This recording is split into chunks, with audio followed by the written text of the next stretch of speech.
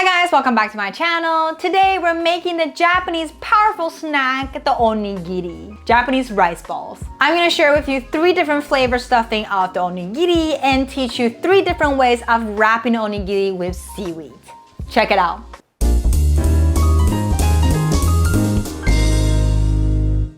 Hi friend, this is Erica right here. I'm a Chinese citizen currently living in America. Cooking and traveling are my passion, so I'm here to share with you my favorite Asian recipes. On top of that, I also make videos talking about food knowledge and the history background of the dish on this channel. So if that interests you, please subscribe and keep watching.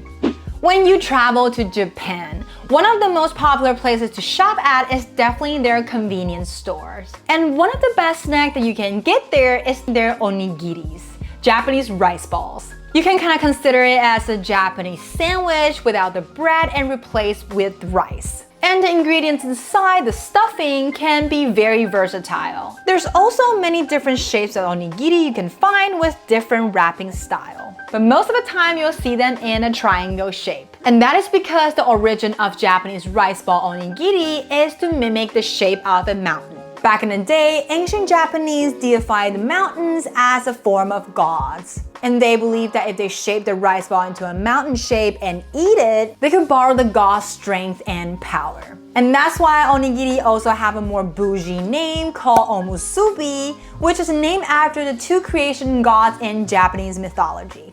Now, I'm gonna share with you 3 of my favorite flavor of onigiri and 3 different ways of wrapping your rice ball. So, screenshot! Here's an ingredient that we'll need for today's recipe. Each onigiri will need around 150 grams of warm rice. Freshly cooked rice will be the best. And to wrap it up, we'll need some salt, water, and seaweed. The snack seaweed will be a little bit too oily and crispy to wrap, but if you couldn't find a sushi seaweed, snack seaweed will also taste great. For the most popular tuna mayo flavor, we'll need some canned tuna soaked in oil. Also some mayonnaise and soy sauce. Teriyaki beef flavor is one of my favorite. We'll need some sesame oil, thin sliced beef, marine, soy sauce, and sugar. Last one is the furikake flavor, which is the most simple one to make, and all we need is some furikakes. Before we learn how to shape the onigiri into a triangle shape, we have to prep our stuffing first. For the tuna mayo, it's very simple. Scoop a spoonful of tuna, some mayonnaise, as well as a little bit of soy sauce. Use your spoon to mix them well together, and if it gets too watery, just add more tuna.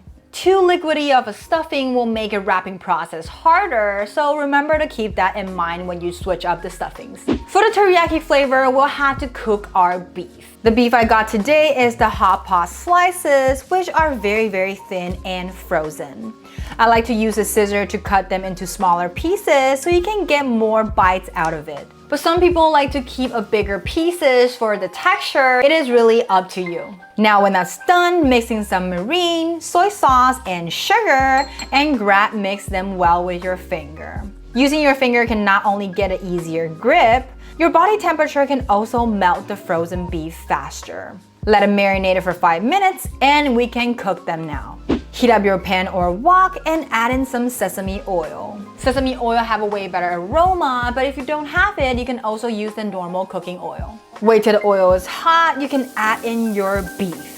Gently stir fry them in low heat until the color has turned all brown. This is a portion of 1 onigiri, so it looks a little sad, but normally I'll do 1 flavor at a time and make a batch of 4 to 6 to share with my husband.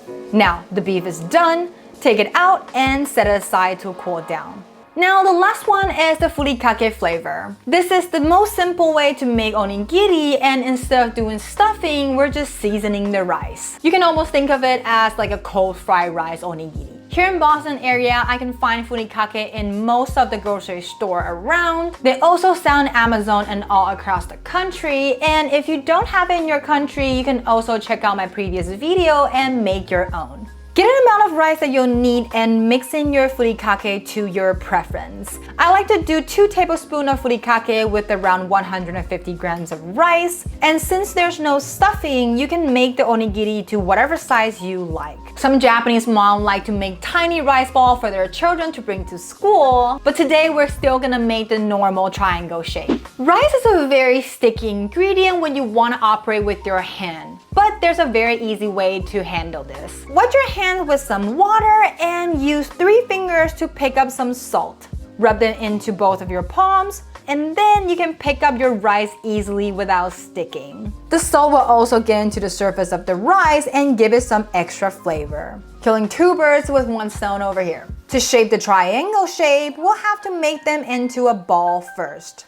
We want the rice to be firmly sticking together, but not too hard so the rice is not smooshed or broken. When you find that the rice ball is not going to fall apart, you can start to use both of your palms to flatten the ball, just like this. To create a triangle, we'll shape it with our thumbs and index finger to create a 60-degree shape.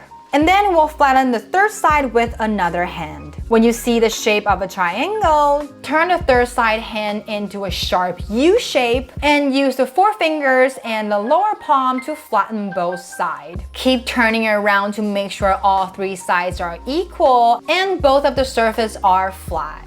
And it's done! You got yourself a beautiful onigiri.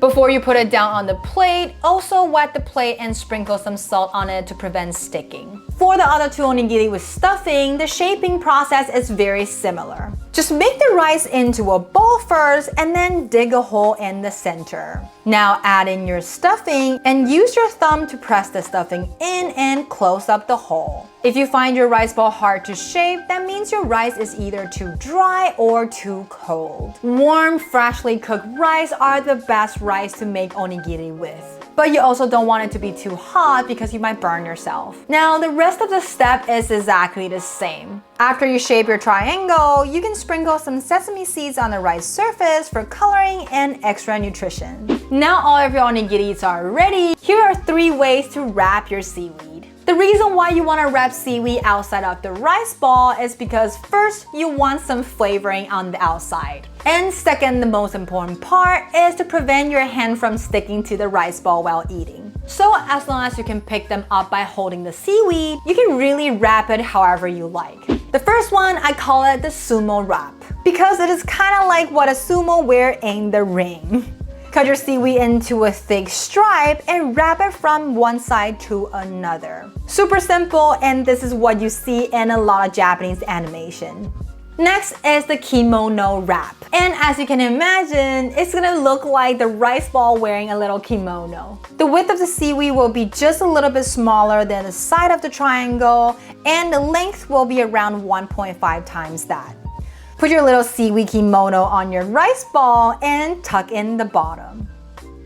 Now last one is what we call a warship wrap, because this wrap is what used in sushi. And the name of that kind of sushi is called warship sushi. My seaweed sheet is not long enough to make the whole wrap with 1 seaweed, so I used 2 stripes to pack them together, then cut off the axis. Wetting the seaweed can help them stick, or you can also put a rice in between to stick them together.